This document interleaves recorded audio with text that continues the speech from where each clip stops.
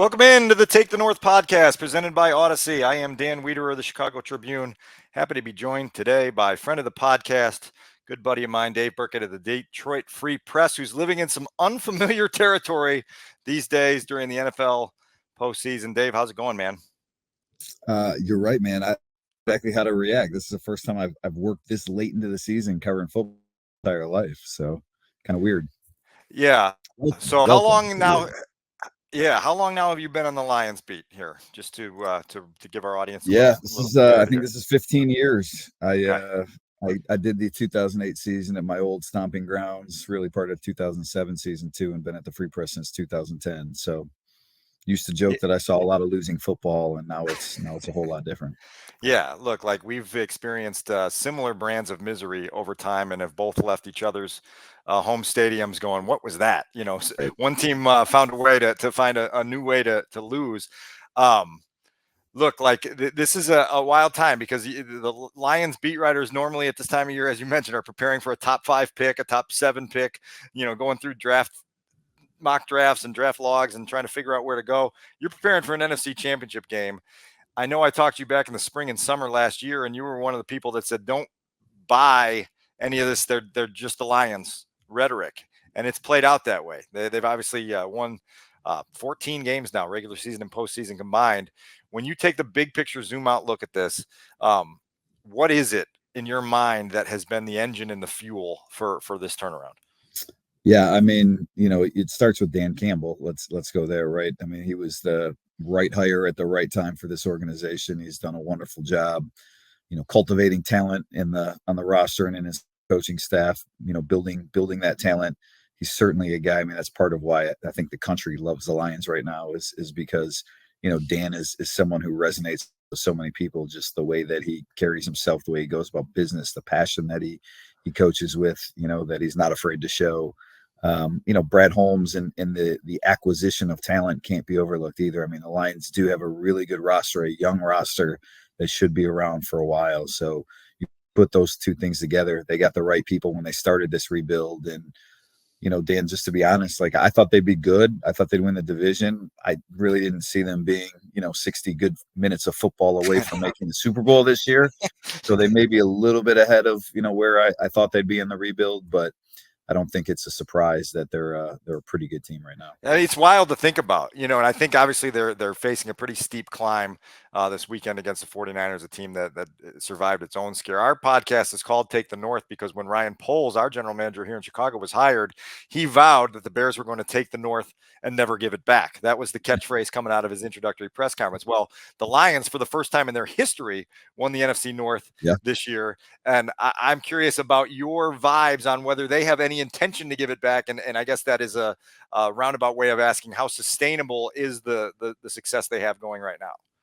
Well, I think it is sustainable because, again, of the people they have in charge. Like those two guys aren't going anywhere. Brad Holmes he's done a really good job making the Lions hit on top draft picks, and you have to do that if you're going to have a good team, right? You need some elite talent. Aiden Hutchinson, they were fortunate he fell in their lap. Penei Sewell, maybe the best offensive lineman in the NFL, one of them, if not the best, at least. He was a number 7 pick in a very talented draft when a bunch of quarterbacks went high. So they've hit on those guys.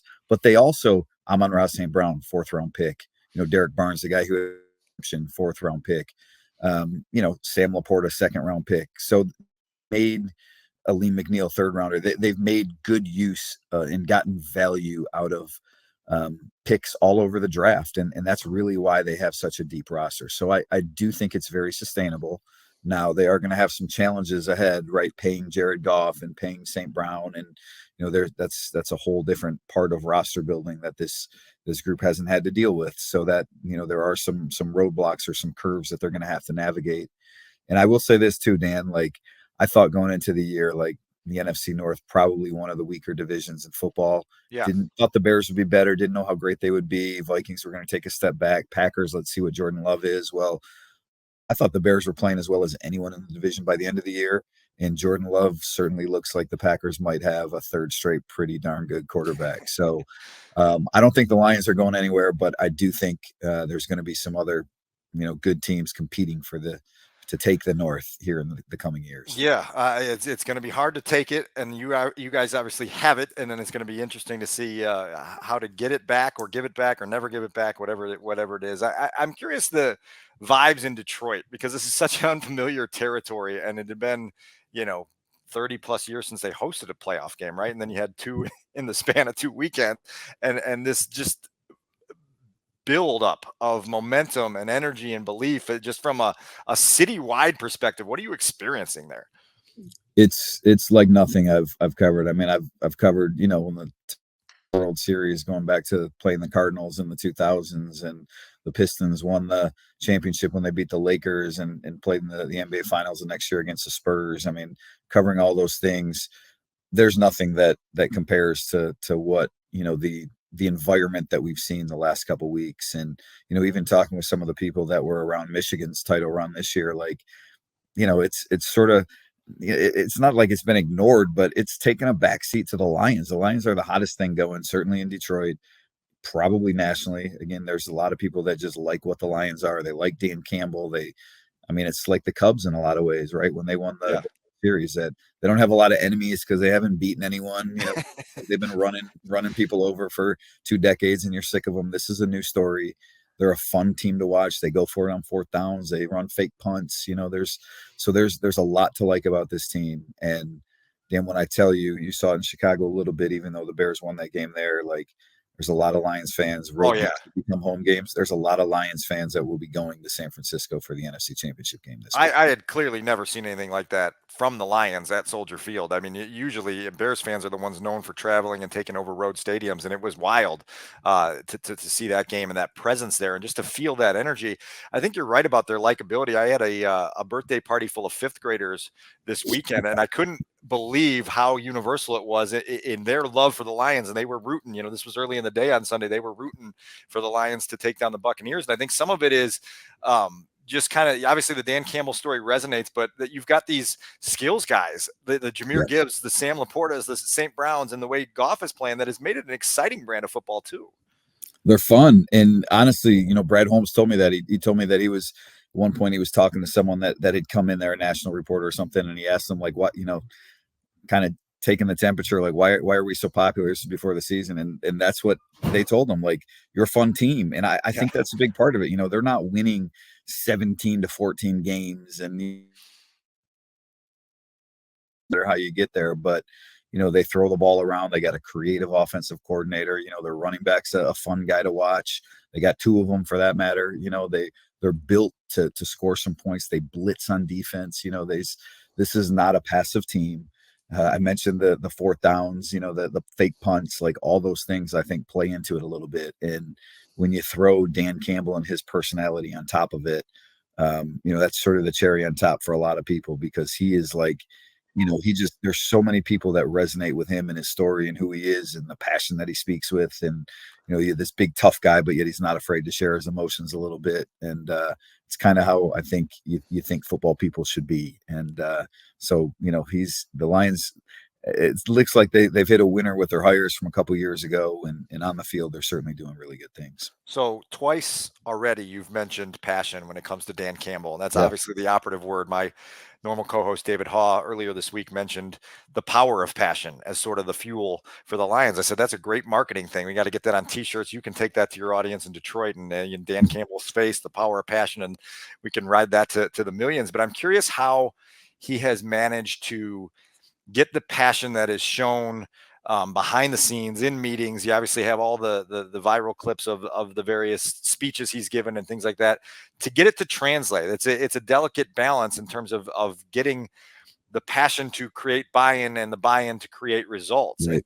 Obviously lived it firsthand to figure out how they've crossed that.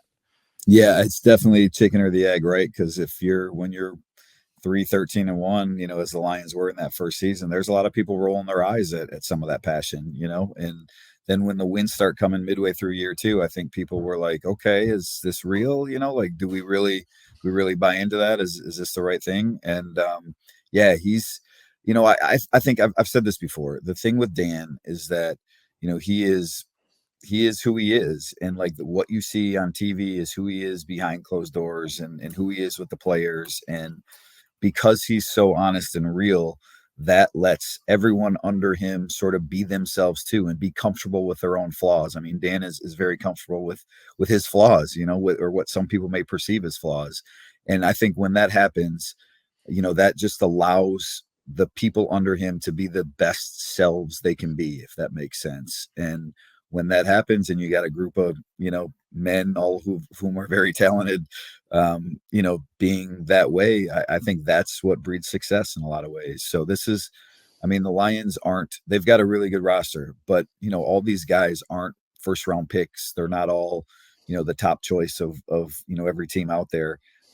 Dan's built this team in his image, and in the city, the image of the city in a lot of ways, and that's why people here have fallen in love with him so much.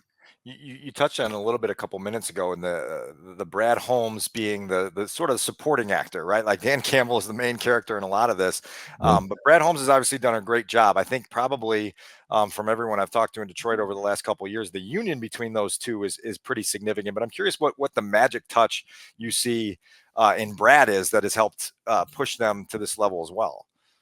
Yeah, Brad doesn't get enough credit because he's behind the scenes, but I've sort of said Dan is sorry, my son's walking in the background here for anyone watching the video of this. It's a school day or day off of school here in Detroit today for the ice. Dan is best at what I think a coach needs to be best at, and that's motivating players, getting the best out of this group of very strong-willed players. And Brad is best at what I think a GM has to be best at, and that's a draft, and again, it's probably easy to take a Penei Sewell, right? Yeah. Like everyone knows and sees the talent. It's easy to take an Aiden Hutchinson unless you're the Jacksonville Jaguars picking number one. And the Lions have, those two have been key to everything they've done, but it's not quite as easy to pick an Amon-Ra St. Brown in the fourth round, even though it should be when you look back on it. It's not quite as easy to get to stick with a guy like an Afatu Melifonwu, a late third round pick, who you see a lot of talent in, but he's had a lot of injuries. And man, do we keep this roster spot for him? And so I think the Lions they've made a lot of the right personnel choices. Brad Holmes and his staff have. And then they've believed in those guys, even when it seemed like, man, this guy hasn't done a lot and maybe it's time to give up on him. They know the talent that's there, and they've decided that, what, these guys are going to help us before long, and they know our system, and we trust them and they trust us. And so they give them chances to succeed. Yeah, I mean, it's really cool to observe from afar. And the other part, we talk about this fun offense they've put together. The guy, obviously, who is the architect of that offense and the one who is calling the shots there is Ben Johnson. A month and a half ago, I was canvassing the league, trying to figure out if the Bears were going to pivot at head coach, who the best candidates were. It was almost universal that Ben Johnson was going to be the guy if you were looking for a young offensive-minded guy to take your program in a new direction. Two-part question with him. I'm curious what it is that has impressed you about what he's done with his offense, and then, well, I'll ask that first, and then I'll pivot to the future beyond that. Yeah, I mean, he's very creative. There's the Lions are going to face a challenge when he's gone next year. It'll look different, and it'll be different, and the relationship with Jared Goff will be different. He deserves a lot of credit for getting Goff to play at the level he's played at. The one thing that guys in the locker room say about him, and I think this is, how the details matter with him, and maybe they do for a lot of people, but the stresses that he puts on, the having the proper splits and where you're lining up at, and the little things. David Blau told me a story. David Blau was, he's their practice squad quarterback. He was with the team, and when Ben came aboard in 2020, I believe it was, when he was traded from the Browns, and Ben was like a little known, quality control coach at the time. They both got to Detroit basically the same time. And Blau was waiting at the team hotel. This was end of training camp. Waiting for an Uber to go to the stadium, and Ben, I saw his bag and was like, okay, maybe we can ride together. And they had this connection. And Blau said for the next, 2 months, Ben Johnson was the coach that was assigned to every day run David Blau through the offensive script and make sure that he was ready for games on Sundays that he was never going to play in as the number 33 quarterback. Well, Jeff Driscoll gets hurt. Matthew Stafford gets hurt. All of a sudden, David Blau was playing 5 games at the end of that season. And he said, the only reason I was able to survive was because Ben Johnson and the detail that he put into those sessions of teaching me and the rest of the practice squad offense the finer points of what we had to do and how specific we had to be with some of the routes and the play calls and the things that we were running. And so as creative as he is, as good a communicator as he is, I think those details, making sure they matter in every little thing that they do on offense is maybe, a big part of the secret sauce of what's made them so successful. David Blau is the footnote for us beat writers in Chicago, because I believe he made an emergency start on Thanksgiving. That's right. And it might have been his first start. I Yep. remember being at a Mexican restaurant in Detroit and having to pump out a 400-word story about how the Lions were pivoting to David Blau for an also meaningful game. I think that was 2019, if I'm not mistaken. 2019. Okay. Yeah, that sounds right. Yeah. The other part with Ben Johnson, you mentioned, it's almost a certainty that he will get a job. He's interviewed at a bunch of places already. What happens then? How do you overcome that if you're the Lions, knowing that you're going to have to pivot in a new direction? Yeah, someone had asked me that on a mailbag that I was doing this morning before we recorded this, and I think I think Dan could end up calling plays again. Dan Campbell, he called plays after he demoted Anthony Lynn in the first year, midway through his first season, when they made Ben the pass game coordinator. I think that could certainly happen. I think the Lions are a good enough team and a good enough job that he owes it to everyone, Dan does, himself included, to make sure that he looks at candidates inside and outside of the team. So I think he will cast a wide net. We'll see how long they go and who's available at that point in time. Scotty Montgomery's another name that's, inside the building, assistant head coach. Tanner Engstrand's a guy that they moved to pass game coordinator last year, young guy, kind of similar to Ben. So I think they have some internal options. But again, I think Dan ultimately needs to cast a wide net, and it wouldn't surprise me if he calls plays, because as much as he has this reputation as a meathead and, football, run through a wall for me type guy, he's pretty darn smart when it comes to some of that stuff. And you only need to go back and look at how the offense changed that second half of the 2021 season when he was in charge. So they're on their way to the Bay Area this weekend, and that, again, to me, it feels like it's a steep uphill climb. I don't know where you are at this point of the week and kind of feeling out the chances of the Lions, but what's your gut telling you, and then what is the kind of the hidden path to an upset that would send you off to Las Vegas for the Super Bowl to cover the Detroit Lions? Which when I say it out loud, I just, like, my brain doesn't function; it just short circuits. Yeah, you and a lot of people. I haven't made a pick on this yet. I'm really hemming and hawing. I think the 49ers are the better team. But Dan, I've seen enough Disney movies to know, like, those are built off real, true stories, and the Lions sort of have that feel to them. Like, everything comes together at the right time and the right people. And, it seems like it's one of those things, like, you look up at the end of the year and you're like, holy, whatever, how did that happen? And all of a sudden the Lions are Super Bowl champs. So I'm sort of fighting that urge in my head with the reality of, like, man, it's tough to stop Christian McCaffrey in that offense, and that defense is pretty good too. So I don't know who I'm going to pick yet. I will say that I think the way for the Lions to win is two things.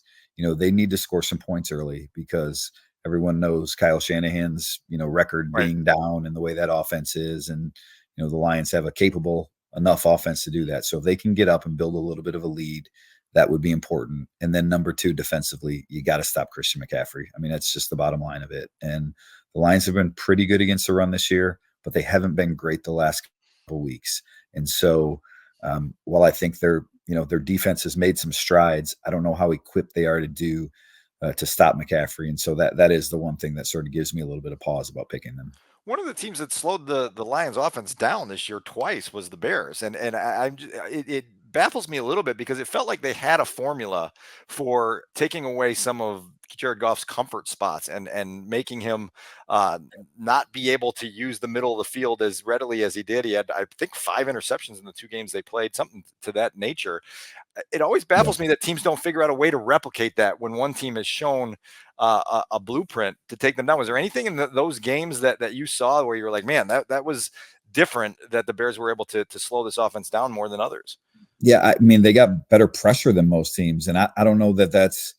I mean, that really is the key, I guess, against Goff, right? And that's why, when when you talk to people, some still are kind of leery about, well, does he belong in that elite class? Is he going to get that $50 million contract? Because, I've seen him enough, crumble under pressure to know that that's how you can get to him. And so, if I remember right, when the Lions played the Bears in Chicago, the Lions were maybe a little shorthanded on the offensive line. And, they won't have Jonah Jackson, their left guard, this week, Coyote Awosika. In fact, he might have played both games against the Bears now that I'm thinking about it. He's going to start, and look, he's improved as the season has gone on. But, when that line is right, they're one of the best lines in the league, and they've done a great job protecting Jared Goff. And so, it's imperative that the Lions keep him safe, give him a healthy pocket this week against a really good 49ers defense if they're gonna pull the upset on the road. It's an unbelievable story, and even in Chicago, I feel like there's a swell of people that have gravitated to the Lions and the likability, as you mentioned, and the obvious dynamic that you said, that they don't have many enemies because they haven't kicked a lot of people down for a lot of years. So that's interesting.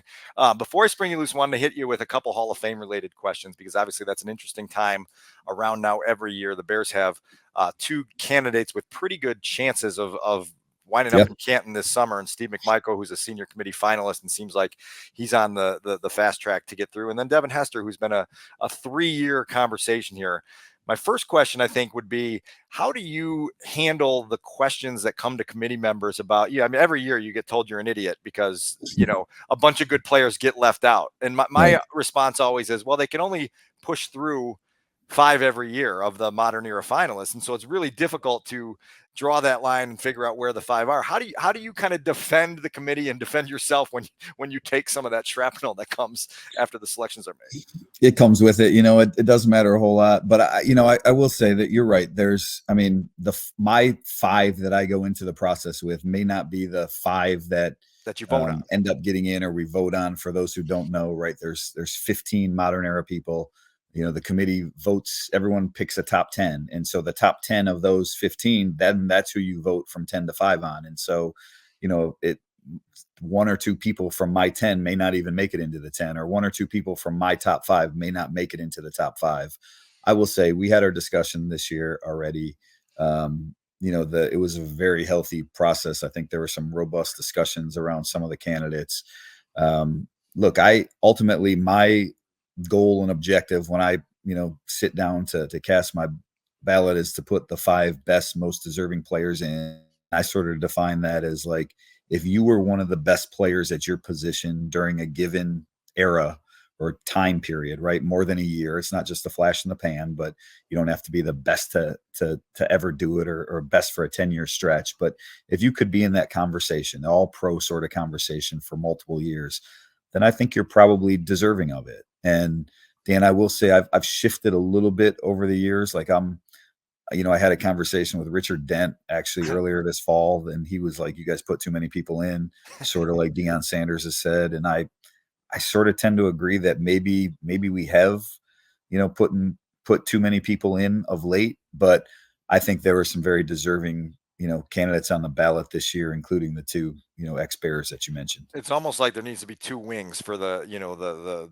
platinum Hall of Famers and then everybody else, so you could have the distinction between the best in the game to ever do it and the other ones that are deserving that don't get in it. Last question for you. The tug of war with Devin has been a 3-year process here. Dan Pompei obviously brings the case to the committee every year and goes over. How do you describe kind of the tug of war that goes on with his candidacy, with the things that people are looking for, and then the pushback that he gets at times? Yeah, ultimately with Devin Hester, I think look, Devin is, and I'm sorry about those beeps during this. This is, I've got notifications on my email, and it's this time of year where I'm probably getting 1,000 emails.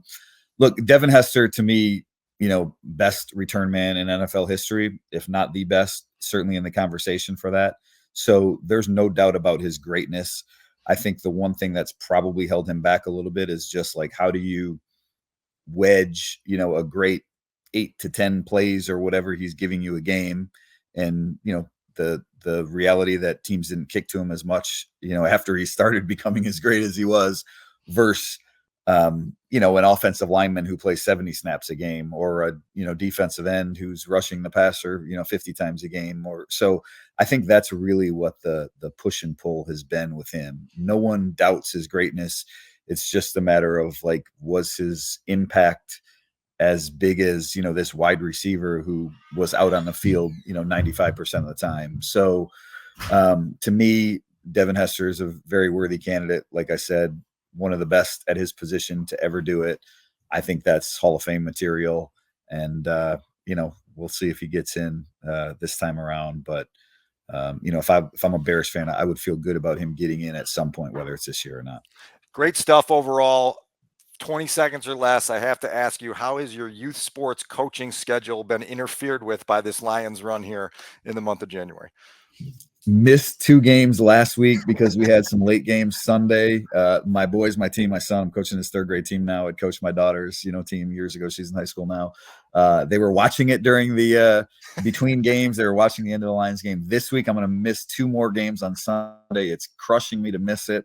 I guess it's for a worthy, good reason. I mean, everyone here in Detroit is loving the Lions, including my son. So they understand why I'm gone, but it definitely pains me to have to miss these. I know the feeling all too well, although I don't know the feeling of getting ready for an NFC Championship game or even anything past the wild card round. But Dave, awesome stuff overall. Good luck in San Francisco. Travel safe.